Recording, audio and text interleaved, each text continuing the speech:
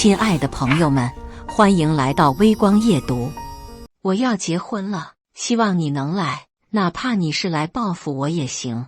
当我看到前女友周雅琪发来的微信，我整个人都愣住了。我被她甩了已经4年了，但没删联系方式，也没再联系过。没想到4年来，她发给我的唯一消息，居然是她要结婚了。更没想到，她居然要我去报复她，这到底耍的什么鬼把戏？接下来开始我们本期故事，记得点击订阅并开启小铃铛。行，我一定准时到，你到时候别后悔就行。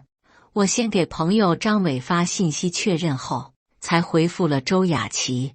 4年前，我和周雅琪正在热恋期，甚至都聊到了结婚。但突然有一天，周雅琪毫无预兆的就和我说分手，我一脸问号。周雅琪也只是说在一起没新鲜感了，我总感觉这不是什么理由。在我一再追问之下，她带来了新男友，我最好的朋友赵凯。我当时气得立刻就和赵凯打起来，但在周雅琪护在赵凯身前那一刻起，我彻底死心了。那之后，我醉生梦死，一蹶不振，任何人都不想见。虽说时间往往是最好的疗伤药，但我还是花了将近1年才想开了。人家赵凯长得比我高，家庭条件更是比我家好，不是一星半点。高富帅，人家占了2样，我那会除了帅一无是处。2比1，我输得不冤枉。然后我就离开了老家，去外地我舅的公司打工了。我全身心投入到工作中，试图用忙碌来填补内心的空虚和失落，仿佛只有这样才能让我暂时忘记那段曾经的爱情。这些日子我也谈过恋爱，但每段感情都找不到和周雅琪一起的感觉，最终都是要么和平分手，要么无疾而终，至今都一直单着。我其实心里也不是没想过，等我挣到钱了，回去打他俩的脸，但也仅仅就是想想而已。没想到周雅琪居然会主动给我这个机会。我和我舅请了1周的假，坐上了回老家的高铁，当天下午就到了。我刚到家就给张伟发了个信息，告诉他我回家了，主要是我想从他嘴里了解一下周雅琪的情况。张伟却很是诧异，兄弟，你还真回来参加他婚礼啊？我没多说什么，只是约他晚上吃个饭，晚上见面。我和张伟聊了很多，但都是这几年各自的际遇。推杯换盏之后，张伟又问道：王强，你真去参加他婚礼啊？我端着酒杯，红着脸道：去啊，为什么不去？他好意思邀请我，我就好意思去。张伟陪着我又喝了几杯，这才点了点头。去下也好，然后彻底放下，重新开始。我冷哼一声，嘴硬道：我有什么放不下的？我都放下好多年了。张伟当然了解我在死鸭子嘴硬，也没反驳我，只是点头说对。我突然想起一个问题来，问张伟，她老公是赵凯不？张伟点了点头道：是吧？我皱眉的看着张伟，是吧？到底是不是？张伟耸肩道：自从你走后，我和他们其实也没啥联系了，我也不太清楚。随即他一副欲言又止的样子，最后又道：其实是不是还有什么区别吗？我一阵沉吟，没有吭声。张伟说的也是，如今新郎是不是赵凯已经都不重要了，反正不是我。正和张伟喝着酒呢，我微信响了一声，拿起来一看，是周雅琪的信息：你回来了，那明天有空吗？请你帮个忙。我瞥了一眼，直接将手机扔在一边没回，心中却诧异，他怎么知道我回来了？而且你有事不会找你老公，找我做什么？回家躺在床上后，我还是忍不住拿起手机，看着周雅琪的信息，犹豫再三后，我还是回复了过去：有空。什么事？刚发完我就感觉自己很贱，他都特么要为他人妻了，你还这么在意做什么？周雅琪很快发来了信息：明天见面再说，我把地址发你。我没有再回复，看着天花板，脑子里全是周雅琪的样子，甚至还有些期待明天见到周雅琪时的场景，她是否还是当初的模样？翌日一早，我就起床出了门，打车去了周雅琪发的地址，发现居然是家婚纱店。我心中顿时来气，他叫我来婚纱店做什么？是想让我看着他穿上婚纱的样子气我吗？但不知道为什么，我还是下意识地推门走了进去。迎宾过来问我做什么，我说找人，还没说什么呢，就看到周雅琪正坐在里面，化妆师正在给她化妆呢。看到周雅琪，我顿时心里咯噔了一下。周雅琪看上去很是清瘦，脸色也有些不好。看到我来了，周雅琪先是一愕，随即笑着朝我招了招手。我走过去后，她才说道：不是让你10点左右来吗？怎么这么早就来了？我没吭声，只是看着她。她已经和4年前完全不一样了，说不出来的感觉。从娃娃脸已经瘦成了瓜子脸，头发由短发变成了长发，但那长发一眼假，想必是为了结婚准备的假发。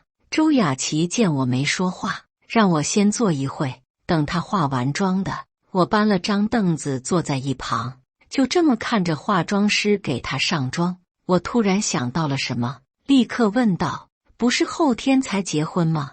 你这会化什么妆？周雅琪道：哦，先来试试礼服。我满心不快地道：你是礼服，找我来能帮你什么忙？周雅琪道：帮我试一下新郎礼服啊。我气得立刻站起身来道：他不会来试啊，要我来试。周雅琪则说道：他临时出差了，你身材和他差不多，帮忙试一下。我冷笑一声：你可真敢想啊，他知道吗？周雅琪却没有说话，继续由化妆师帮她化着妆。我本想转身就走，但一想哪里不对，连忙道：他比我高，身材也不一样啊。周雅琪却一笑道：183和180的差距没那么大。我听到这里，顿时一阵失望，心里也揪了一下。从周雅琪的回答中，至少知道新郎就是赵凯。本来我还想着，如果不是赵凯，我还可以奚落他几句呢。原来你们这对狗男女也没有走到一起啊！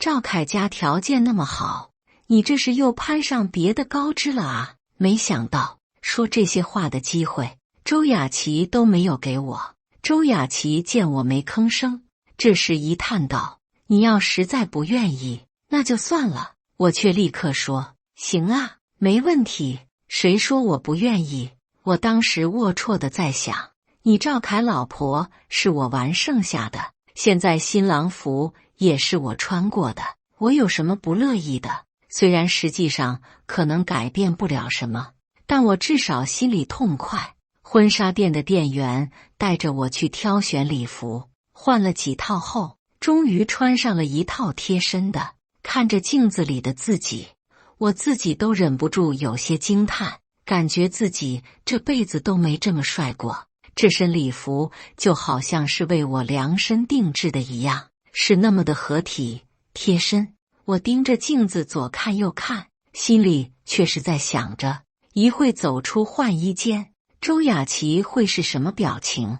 赵凯虽然有钱，但穿上这身绝对比不上我，他一定是满眼放光，满心后悔吧。等我走出换衣间时，周雅琪刚好化好了妆，但也只是瞥了我一眼，就去换婚纱了。她那眼神之中，完全没有我想看到的异彩之色。我心中不禁一阵失落，但随即就想开了。是啊，如果帅能当饭吃，当年周雅琪也就不会选赵凯了。我坐在那边，等着周雅琪换婚纱，心中却百般不是滋味。一直等到周雅琪换上了婚纱走出来的那一刹，我在周雅琪脸上看不到的异彩，此时却出现在我的脸上了。这一刻的周雅琪简直美得不可方物，也完全符合自己当年对她的所有想象。她拎着裙摆的样子，就像是从童话故事里走出的公主一般。看到我盯着她看的都出神了。周雅琪走到我面前，还转了一圈。怎么样？我这才回过神来，违心地说了句：就那样吧。心里则是酸溜溜地想着，再好看也不是给我看的。周雅琪却没有生气，而是走到镜子前，左右看了看。店员则在一旁不停地夸赞：好看，这婚纱就像是天生长在你身上似的。我冷笑一声，这店员可真会说话。我随即站起身来，问周雅琪：礼服试过了，挺合身的，没其他事了吧？周雅琪这时看向我，朝着我走来。我看看，随即就在我四周转了一圈，不时还伸手帮我整理一下。这一刻，我感觉很别扭，连忙退后了一步。好了没？周雅琪最终在我领口掸了掸，随即摸着她自己的下巴，点了点头，还不错。店员也在一旁道：是不错，挺合身的，新郎官一穿，精气神都全出来了。我一听这话，不禁心下一动。我可不是什么狗屁新郎官，但不知道为什么我没有解释，而周雅琪也只是嗯了一声，又盯着我看了看，这才点了点头。就这吧。我闻言立刻就朝换衣间走去。周雅琪这时却说道：先别脱。我愕然回头，还要干嘛？周雅琪却走到我身边，挽住了我胳膊，拽着我到了镜子前。我看着镜子里的我和他，心下不禁一凛。曾几何时，我们的山盟海誓都一股脑地出现在我脑子里。当初的我们无数次的幻想这一刻，但最终却没能走到这一步。他要结婚了，新郎不是我。店员这时也看着镜子，笑眯眯地道：真是天造地设的一对。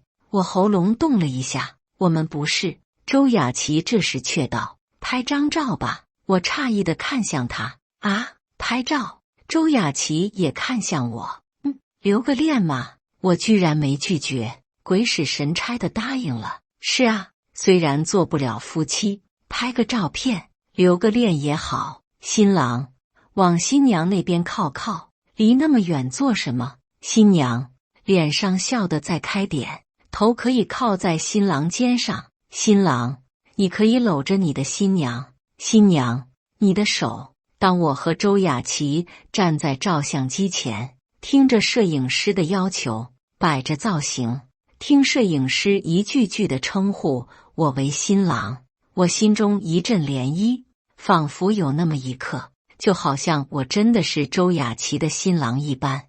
本来还有些拘谨的我，在摄影师的调教下，居然也逐渐放开了。原本就打算拍一张的，没想到居然拍了20多张。摄影师还单独给我和周雅琪都拍了几张单人照。等照片拍完时，也是我梦醒的时候，走进换衣间，看着自己身上贴身的西服，我居然有点不舍，但终究不是自己的，再不舍也要脱掉。等我重新换上自己衣服走出来时，周雅琪还在换衣间换衣服。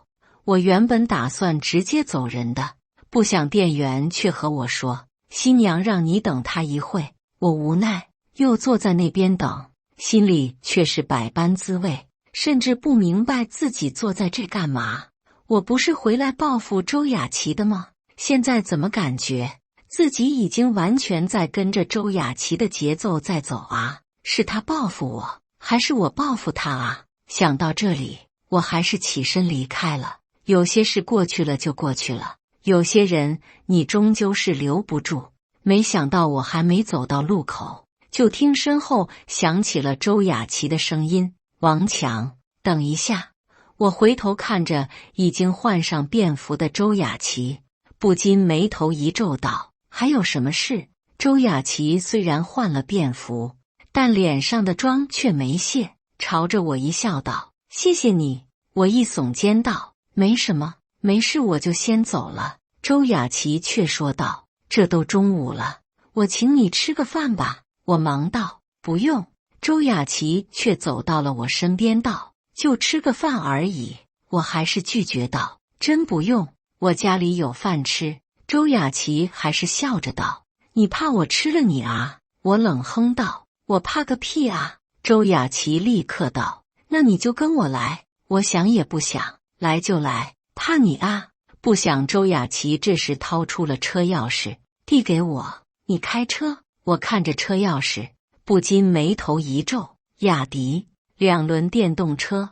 周雅琪笑了笑道：“当然啊，不然呢？”我皱眉道：“赵凯家条件那么好，也没给你配辆车啊？”周雅琪却说道：“有车，不过我不爱开。”看着周雅琪清瘦的脸，我心下不禁一动。他对你是不是不好？周雅琪愕然地看了我眼：“没有啊，挺好的。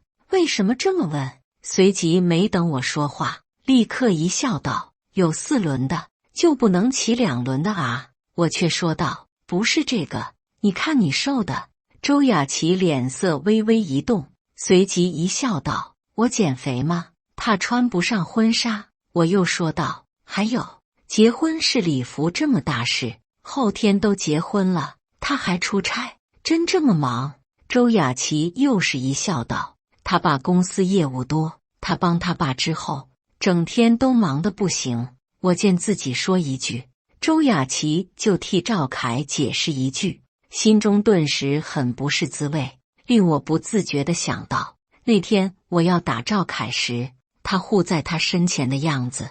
周雅琪这时走到了电动车旁，叫了我一声：“走啊！”我这才回过神来，过去骑上电动车，周雅琪就坐在我后面。我不禁问了一句：“你都要结婚了，不怕这样被人看到啊？”周雅琪却一笑道：“不怕，让你回来，不就是给你机会报复我的吗？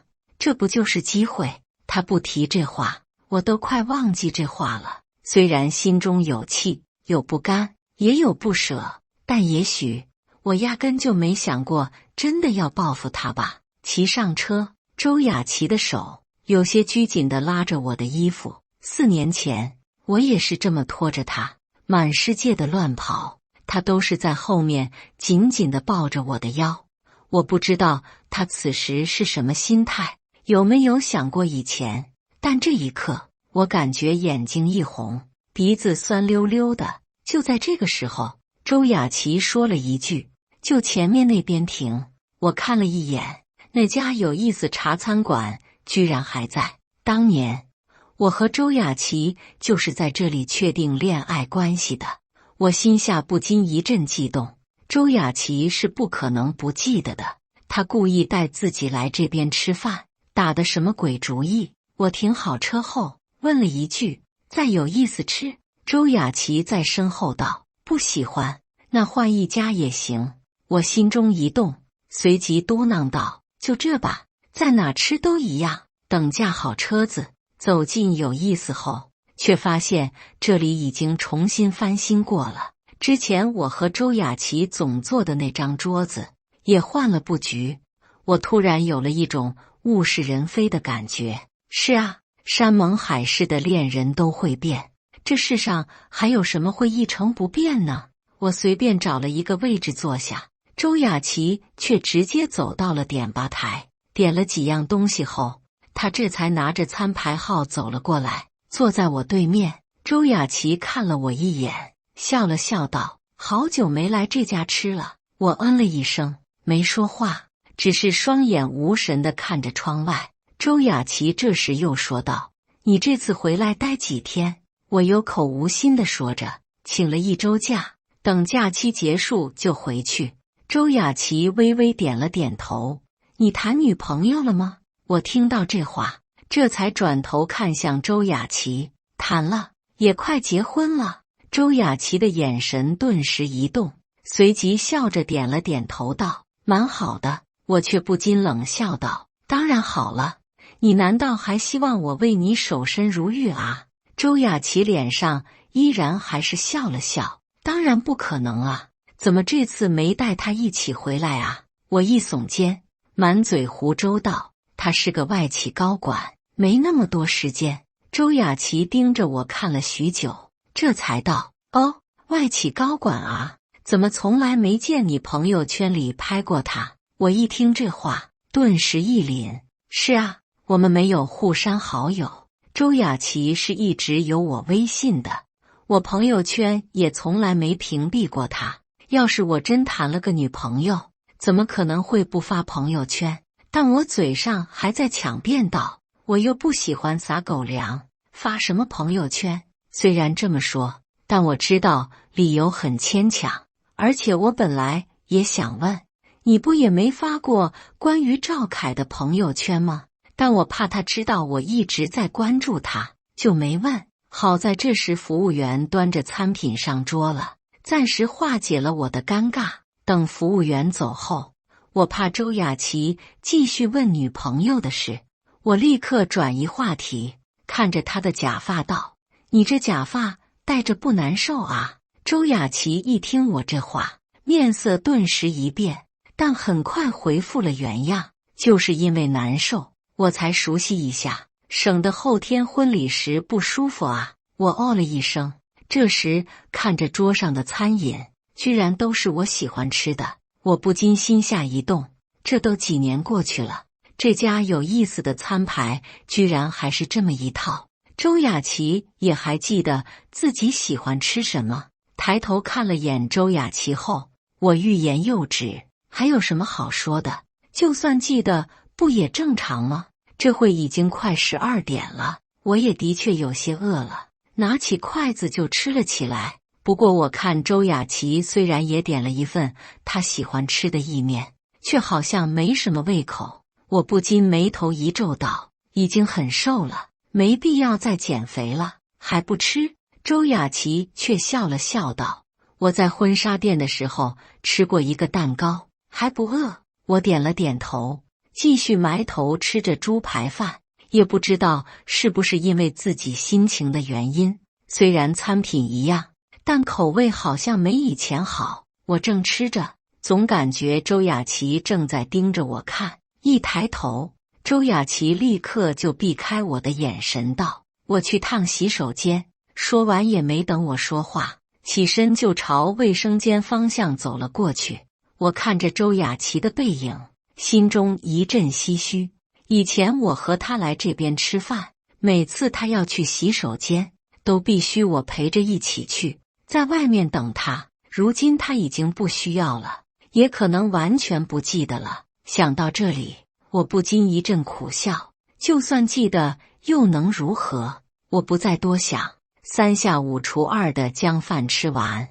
这时一个服务员跑过来道：“先生，你女朋友在卫生间那边吐呢。”我一听这话，连忙站起身来，心里还在想，怎么好端端的吐了起来。等我到了卫生间外，看到周雅琪正俯身趴在水池上干呕着，看到她这样，我心下陡然一动，难道是怀孕了？我拿着纸巾走过去，递给周雅琪道：“还好吧？”周雅琪见是我来了，脸色一动，连忙摆了摆手，表示没事。干呕了好一会后，她才拿着纸巾擦了擦嘴巴，水池里却什么呕吐物都没有。我看她吐的眼泪都下来了，不禁问道：“要不要去医院？”周雅琪连忙道：“没事，可能吃的那块蛋糕是他们冰箱里拿出来的。”我这才恍然，心中居然不自觉地松了口气道：“他们也真是的，这也给你吃？”周雅琪擦了擦嘴，又擦了擦眼角道：“人家也是好意吗？”我点了点头，没再说什么，陪着周雅琪回到餐桌那边，让服务员给上了杯白开水。周雅琪看到我已经吃完了，将自己的意面也推给我。要是没饱的话，把我这份也吃了吧。我摇了摇头道：饱了，这家味道没以前好吃了。周雅琪不禁道：啊，是吗？我也好久没来了，早知道不来这家了。等周雅琪喝了几口水后，我这才起身道：要是没事，那我就先走了。周雅琪看着我，一副欲言又止的样子，我不禁眉头一皱道：有什么就说。周雅琪却一笑道：没什么，就是提醒你后天早点到。我听周雅琪这么说，不禁又坐了下来。周雅琪见状，不禁诧异道：你不是要走吗？我却问周雅琪道：你真希望我去啊？周雅琪看着我笑道：不希望你去，我发信息给你做什么？我皱眉道：你就不怕我大闹你的婚礼，把你婚礼给搞砸了啊？周雅琪闻言却是一阵沉吟，良久没有说话。过了好一会，周雅琪才说道：如果你闹，说明你还没有放下。我一听这话，立刻说道：我怎么可能会没放下？搞笑。周雅琪却笑道：那不就是了，你既然都放下了，你为什么要闹？我不禁心下一动，随即道：那你还要我回来报复你？周雅琪道：不这么说，你会回来吗？我一阵沉默。说实话，当时看到这消息，我是真没想过回来，但还真是因为多了这么一句话，我才决定回来的。因为当时我觉得我是受害者，即便我后天真控制不住的闹出什么事，那也是情理之中的事，谁也怪不了我。虽然我没想过要闹，不过此时我心里却多了一层想法：你是不是希望我闹啊？周雅琪闻言却一愕道：为什么这么说？我其实也不知道为什么。看到周雅琪，我就总感觉她和赵凯过得并不幸福，但要说为什么，我也说不上来，可能是自己内心潜意识的愿望。想到这，我不禁又问周雅琪道：他对你真的没不好？周雅琪不禁扑哧一声笑了出来：你想什么呢？你是不是希望他对我不好啊？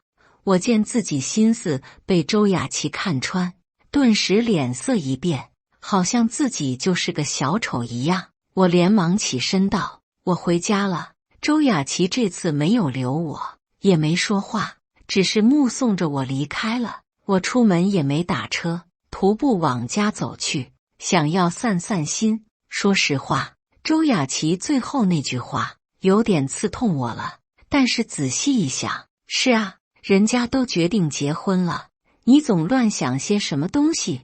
周雅琪又不是傻子，如果赵凯真对她不好，她为什么要嫁给他？我一路满怀心思，以至于过红绿灯时都没注意自己闯了红灯，直至一阵刺耳的刹车声才将我惊出一身冷汗。我一边朝着车主招手致歉，一边往后退去。当我看到车主的样子时，脸色顿时一动。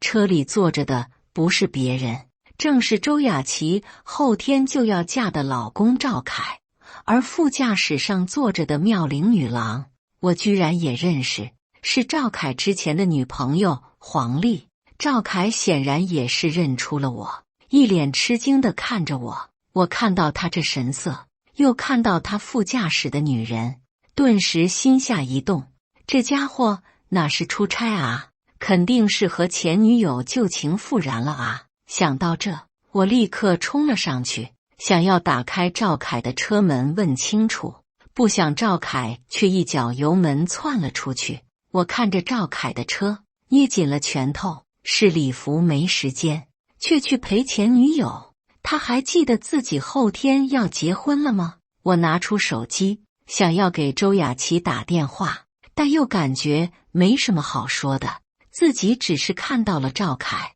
他车上坐着前女友，这算什么证据？即便是真和黄丽有什么，说不定人家这会理由都编好了，自己这通电话过去，不纯是没事找事，挑拨人家夫妻关系吗？这一夜我翻来覆去的睡不着，满脑子都是周雅琪穿婚纱的样子，同时也想到今天偶遇赵凯和黄丽的事，纠结于是不是该告诉周雅琪。没想到第二天一早，我就接到了周雅琪的电话。我有些诧异，她明天都要结婚了，今天还没自己打什么电话，但我还是接通了电话，却听周雅琪道：“赵凯想请你吃个午饭。”我一听这话，心下顿时一动，赵凯什么意思？是想一顿饭收买我，让我不要和周雅琪多说什么，还是他已经编好了谎言，提前和周雅琪说过了？周雅琪见我没吭声，立刻又说道：“你要是没时间，那就算了。”我却深吸了一口气，沉声道：“你去不去？”周雅琪沉吟了片刻后，又反问我：“你希望我去吗？”我顿时又沉默了。是啊，我希望不希望他去呢？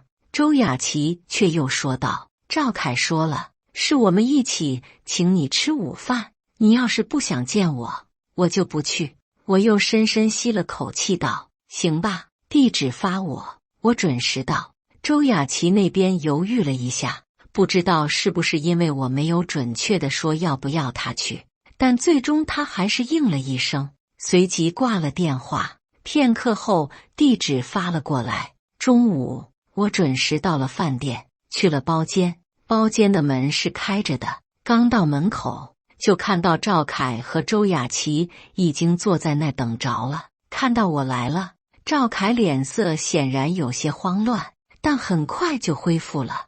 他率先起身，朝我一笑：“强子，好久不见。”我心中冷笑，昨天不是才见过，什么好久不见？我没回答他，而是看了眼周雅琪。今天她穿得很素雅，脸上也化了一个淡妆，头发还是戴着那副假发，看来她是真的想要习惯一下，不想明天婚礼出糗。周雅琪见我看向她，立刻也起身朝我招了招手：“坐下再说吧。”赵凯见我没搭理他，尴尬的一咳，立刻也附和道：“是啊，先坐。”随即他又招呼服务员进来点菜，还问我吃什么。周雅琪朝赵凯道：“给他点盘炒咸子吧。”说着又似乎感觉不妥，立刻又看向我：“你还喜欢吃吧？”我心中一暖，朝着周雅琪点了点头：“喜欢。”赵凯却一脸无所谓的样子，立刻点了这道菜，又点了几道其他菜，荤素搭配。等服务员出去关上门后，我却盯着赵凯看。赵凯显然被我看得有些感觉不自在了，这时问我：“喝酒吗？”我却摇了摇头道：“不了，留着肚子，明天喝你们喜酒。”赵凯微微点了点头：“那好，就改喝饮料吧。”我见他还在故意装傻，就气不打一处来，终究还是没忍住道：“我昨天遇到黄丽了。”没直接说遇到赵凯和黄丽两人，已经算是给赵凯留最后的颜面了。周雅琪闻言脸色一动，诧异地看了眼赵凯，随即朝我道：“黄丽，赵凯的前女友。”我点了点头道：“是她。”赵凯却尴尬的一笑：“哦，你看到他了？他现在怎么样？”我却看着赵凯道：“你不知道他现在怎么样吗？”赵凯没有回话，而是给周雅琪倒了一杯水，想借此化解尴尬。我看到赵凯这样子，就知道他肯定还没有想好怎么对周雅琪编谎话呢。刚想再说什么时，周雅琪却打断了我：“对了，明天的婚礼没有什么宾客，就几个朋友。”我回过神来，看向周雅琪，却皱眉道：“他家条件不错，没必要这么省吧。”我说完这话，看向赵凯，我说的话明显就是在寒碜他。赵凯却毫无尴尬之意，朝我解释道：“这都是琪琪的意思。”周雅琪也点头道：“是我的意思。本来婚礼就是两个人的事，没必要铺张浪费。”我见周雅琪都这么说了，我一个外人有什么好介意的？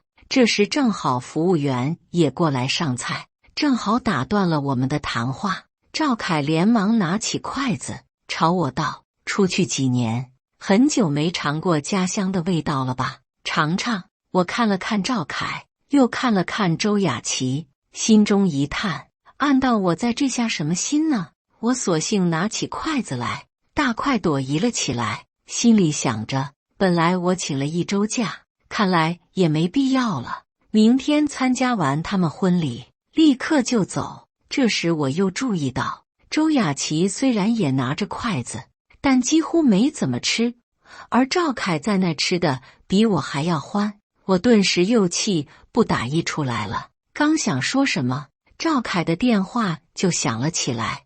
他拿出手机看了一眼，脸色顿时一变，随即就朝我和周雅琪道：“我出去接个电话。”没等我们回话，他就慌忙地走出了包间。路过我身旁时，我瞥了一眼他手机上的显示是亲爱的，我顿时就火了，一把拽住了赵凯。谁的电话？赵凯脸色一动，没谁，一个客户。我冷声道：“什么客户？要备注亲爱的？”赵凯顿时脸色一变，怔怔地看着我，随即又看了眼周雅琪。周雅琪脸色也是微微一动，深吸了口气后，朝我道：“你让他先出去接电话吧。”我感觉莫名其妙，诧异地看着周雅琪，但最终还是松开了赵凯。赵凯立刻走出了包间，刚出门就接通了电话。我却怔怔地看着周雅琪，突然好像明白了什么：“你都知道了？”周雅琪却看着我道：“我知道什么？”我不禁有些生气，都到了这个时候了，他居然还在装傻。你就这么爱赵凯吗？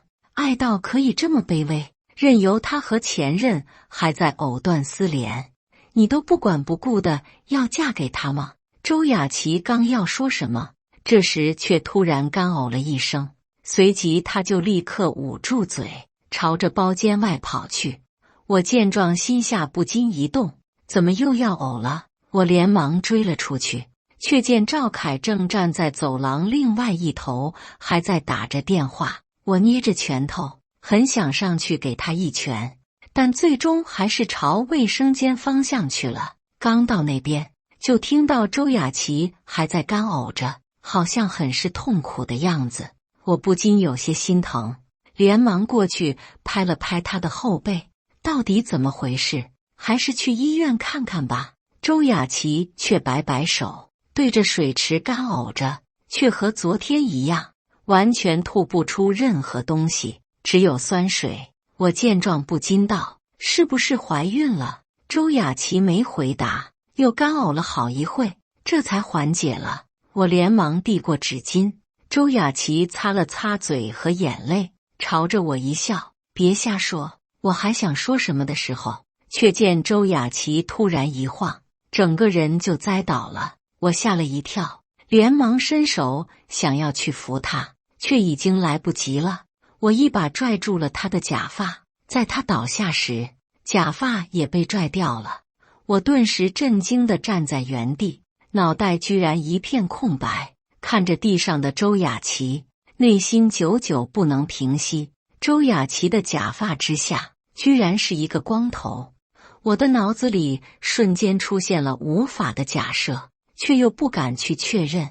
此时我也顾不得什么了，立刻抱起周雅琪，大声道：“琪琪，琪琪！”抱起周雅琪那一刻，我才感觉到她轻且瘦得可怕，也让我心疼。赵凯这时也刚打完电话，却见我抱着周雅琪正朝电梯那跑，他脸色顿时也是一变，连忙追了过去。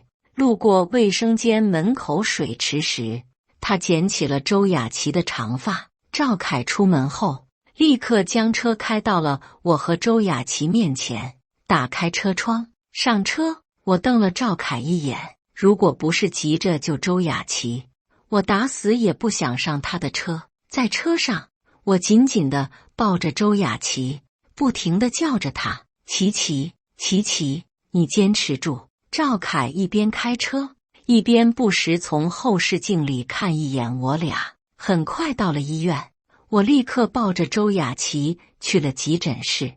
赵凯也全程站在急诊室外面，脸色也很是难看。我很想上去打他一顿，但是又不想周雅琪醒后知道，就强忍着，直到周雅琪打着点滴，被人从急诊室里推出来，送到病房。看着病床上骨瘦嶙峋的周雅琪，我狠狠地给了自己一个嘴巴子。我就是个笨蛋，就是个王八蛋，是这个世上最蠢的混蛋。从第一眼看到周雅琪瘦得有些出奇时，我就应该想到的。周雅琪干呕成那样，我居然龌龊的只想到她可能是怀孕了，完全一丁点都没想过她可能是生病了。赵凯这时走了过来，拍了拍我的肩头，我却一拳挥了过去。你特么的，你是怎么照顾琪琪的？赵凯被我一拳打得嘴角都出血了，却只是摸了摸自己嘴角，却没有生气。他深吸了一口气后，这才和我说，我和琪琪根本什么关系都没有，更没有要结婚。我听到这里，顿时睁大了眼睛，惊讶地看着他。你在胡扯什么东西？赵凯却说道，4年前琪琪找到我，希望我帮他演绎出和你分手的戏码。我闻言脑袋顿时一轰，怔怔地看着他。你的意思是4年前琪琪就已经……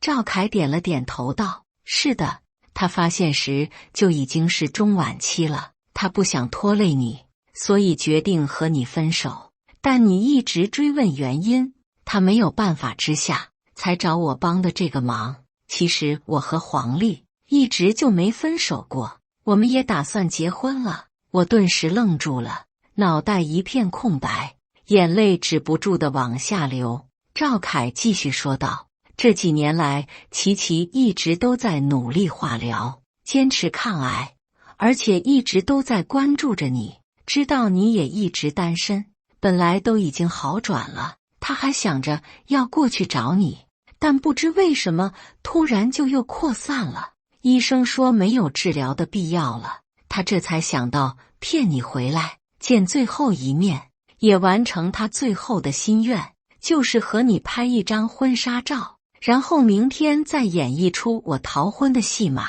让你杀杀气，解解恨。我听到这里，立刻又给了自己一个嘴巴，随即抱着头蹲在墙角。我有什么气？我有什么资格恨他？这一刻，我无比痛恨我自己。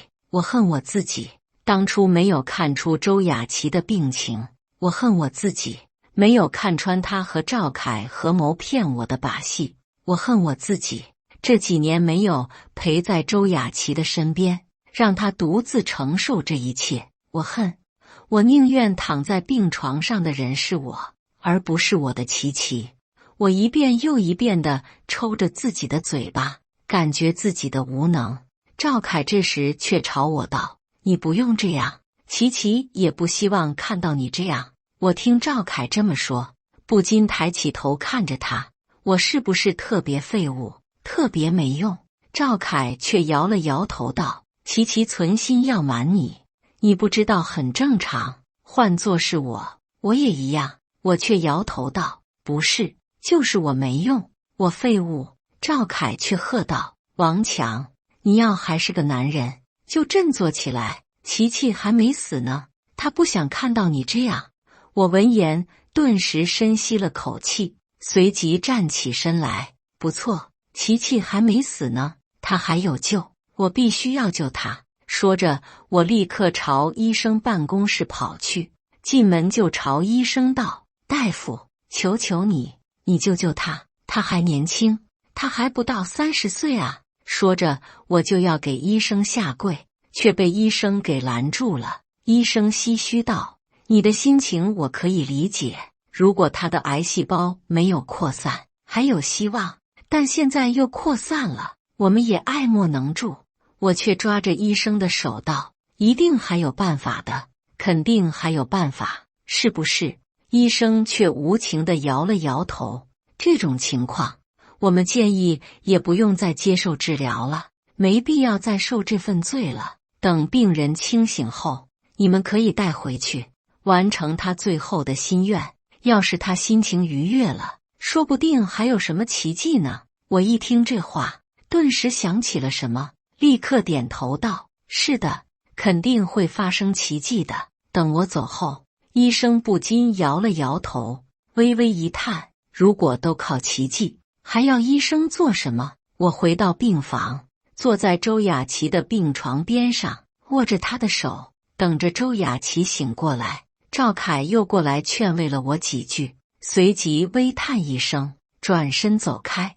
我这时追了出来，叫住了他。赵凯回头诧异地看着我，怎么？我盯着赵凯看了许久后，这才道：不好意思，刚才是我冲动了。赵凯一笑道：我以为什么事呢？我问道：我们还是朋友吗？赵凯点头道：当然了。我立刻道：你要还是我朋友，就帮我一个忙。赵凯皱眉道：什么忙？我深吸了一口气后，朝赵凯道：我要和琪琪领证结婚。赵凯吃惊地看着我：什么？领证结婚？你疯了！我却说道：就明天早上领证，下午举行婚礼，这是琪琪选的日子，我不想变。赵凯一阵沉吟地看着我，半晌后这才说道：要我怎么帮你？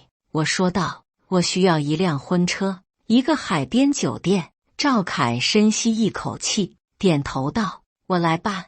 我上去抱了抱赵凯，谢谢兄弟。赵凯却推开了我，别说见外话，走了。等我回到病房时，周雅琪已经醒了，看到我来了，立刻用被子捂住了自己的脑袋。我知道他是不想我看到他光头的样子。坐到他身旁后，我轻声朝周雅琪道：我已经见过了。周雅琪却依然不愿意露出脑袋，只是说道：你先走吧。我却和周雅琪道：赵凯已经把事情都告诉我了。周雅琪顿时一愣，躲在被窝里，半晌没有动静。我见周雅琪没吭声，这时将床头的假发放到她旁边道：你要是不想我看到你这样，那我等你戴上假发，我再进来。说完这话，我就出了病房，背对着房门口。过了好久，周雅琪才从被窝里偷偷往外看了一眼，见我不在病房，这才拿起假发套在头上。过了好一会，我才听到周雅琪喊了一声：进来吧。等我回到病房时，周雅琪已经戴上了假发，却没有看着我。我刚坐下，周雅琪立刻道：那你也知道根本没婚礼这事了。我却说道：怎么没有婚礼？明天婚礼照常举行。周雅琪愕然地看着我：啊，照常举行？我握住周雅琪的手道：明天我娶你。周雅琪一听这话，先是一愕，随即连连摇头：不行，我不要。我却说道：4年前你骗了我一次，4年后你又骗了我一次，这就当是对我的补偿。周雅琪这时看着我，眼眶泛红：对不起。我紧紧地握着周雅琪的手，伸手抚摸着她那张消瘦的脸：你嫁给我，我就原谅你。周雅琪显然有些犹豫，却依然没答应。我连忙道：没有别人，就我和你，还有几个朋友，和你当初安排的一样。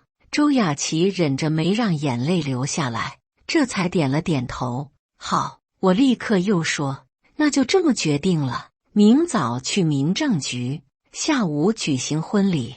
周雅琪一听这话，顿时吃了一惊：民政局？我点头道：结婚当然要先领证啊。周雅琪这时却连忙松开了我的手：不行，这个绝对不行。我却又抓住了周雅琪的手：为什么不行？我说行就行。周雅琪挣脱了几次没挣脱开，这才放弃了。举行个简单婚礼可以，但绝对不能领证。王强，你别逼我，我真做不到。我明白周雅琪的意思，她是知道自己活不久了，举行个简单的婚礼，对我其实并没什么太大的影响。但是如果去领证，一旦他不在了，我就立刻变成丧偶的二婚了。我却朝他道：琪琪，你如果不想给我留下遗憾，就都听我的。周雅琪痴痴地看着我道：你不要犯傻。我却摇头，我已经傻了4年了，这次是我最聪明的时候了。周雅琪深吸了一口气后道：我考虑一下。我却说道：不用考虑，这件事就这么决定。周雅琪最终还是流下了眼泪，点了点头，希望你不要后悔。我起身在周雅琪的嘴上亲了一口，我绝不后悔。送周雅琪回家后，我跟她一起进了她家门，将我们要领证的事告诉了她妈。周雅琪是单亲家庭，是她妈妈一手将她带大的。如今周雅琪这样，她妈妈看着也消瘦苍老了许多。她妈闻言显然有些吃惊，盯着我看了许久后，这才问周雅琪是不是真的。周雅琪只是默默地点了点头，没有吭声。她妈又郑重地看向我，问我是不是想清楚了。我点头说，我这辈子都是稀里糊涂的，但这次清楚的不能再清楚了。她妈唏嘘了一声，也红了眼眶，随即进屋拿出了户口本递给了周雅琪。之前我和周雅琪恋爱，她妈也是知道的，当初就没有反对。此时她女儿都这样了，我还愿意娶她女儿，她是打心底的感动。我怕周雅琪反悔，直接拿了过来，给我吧，我明早一起带过去。离开她家时，周雅琪送我到了巷口，她眼眶始终都是红红红的。我看着周雅琪的样子，忍不住将她拥入到怀中。她在我怀里啜泣着，还在要我考虑清楚了，这不是小事。我缓缓推开她，正色地看着她的眼睛，你不用再多想了，这次听我的，行吗？周雅琪怔怔地看着我许久，这才缓缓地点了点头。我看着她，忍不住吻上了她的冰冷的唇。周雅琪也热烈地回应着，我们就好像2颗孤单的灵魂碰撞在了一起，久久不愿意分开。回去后，我找了个借口，和我妈要来了户口本收好。这事我没打算告诉我父母，因为我知道他们肯定不会同意。我也知道这么做欠妥，但我知道我必须这么做。翌日一早，赵凯就给我打电话，说车子已经到了我家巷子外不远处。等我出门上了车，发现黄丽也在车上。黄丽朝着我一点头，恭喜新郎官。我笑着朝黄丽一点头，希望你和凯子也快点。黄丽脸上一红，这个你别问我，问凯子。赵凯笑了笑说争取，立刻就开车带着我去周雅琪家。周雅琪化了淡淡的妆，显然也是早起做了准备，不想结婚证的照片显得过于憔悴。接上周雅琪后，我们直接去了民政局。在进民政局前一刻，周雅琪还问我，王强，你真考虑清楚了？这次没用我回答，赵凯就和他说道，琪琪，你还不了解强子啊，进去吧。我也郑重地朝着周雅琪点了点头，牵着她的手走进了民政局。排队等着的时候，我始终都没有松开周雅琪的手。我能明显地感觉到周雅琪的手在颤抖，也许她原本的计划里根本就没想过这一环。看着眼前一对对的新人，拿着证后的欢喜，我和周雅琪对视了一眼，见周雅琪眼含热泪，我伸手摸了摸她的脸，大喜的日子，高兴点。周雅琪这才朝着我一笑，烟笑如花。当我们拍完结婚照，拿到结婚证后，周雅琪的眼泪还是忍不住流了下来。我抱着周雅琪，亲完额头，亲脸颊，亲完脸颊，亲手背，随即深情地叫她老婆。周雅琪的脸色难得一红，从脸颊红到了脖子，我却搂着她道：“你该叫我什么？”周雅琪却害羞的叫不出口，只是叫我强子。我却不饶她，继续逼着她说：“叫什么？”周雅琪这才难为情的小声叫了一句“老公”。中午，我和周雅琪还有赵凯和黄丽又叫来了张伟和他老婆，3对一起吃了午饭。我本来还想和张伟解释呢，没想到这货早就知道了，只有我一个人被蒙在鼓里。周雅琪时不时的就将结婚证拿出来看一眼，好像不相信是真的一样。黄丽笑着道：“别看了，没人抢你老公。”笑着笑着，却又背过脸去，偷偷擦了擦眼泪。吃过饭，我就和周雅琪去了婚纱店化妆，换上西装和婚纱，坐上赵凯的车，直接去了他提前帮我订好的酒店。没有司仪，赵凯又当伴郎，又替我们充当司仪。没有摄影，张伟就用手机帮我们拍摄记录。仪式简单，却又很隆重。开始，赵凯和张伟2对还在欢闹，最后也逐渐退场，将时间留给我和周雅琪2人。周雅琪挽着我的手走在沙滩上，我又叫了一声“老婆”。这次周雅琪没有犹豫，也叫了我一声“老公”。我紧紧地将周雅琪拥入怀中，2人坐在沙滩边上，看着天边的晚霞。周雅琪将脑袋靠在我的肩头上，我紧紧地搂着她的腰。我不知道我还能拥有周雅琪多久，但至少在这一刻是永恒，因为即便是此时此刻，我还是愿意相信奇迹会发生。故事已完，但结局在你心中未完待续。感谢大家的观看，本期故事精彩吗？欢迎大家在下方评论区吐槽。如果你喜欢这类故事，记得点击订阅微光夜读，并分享给更多的人，这会对我帮助很大。再次感谢大家的观看。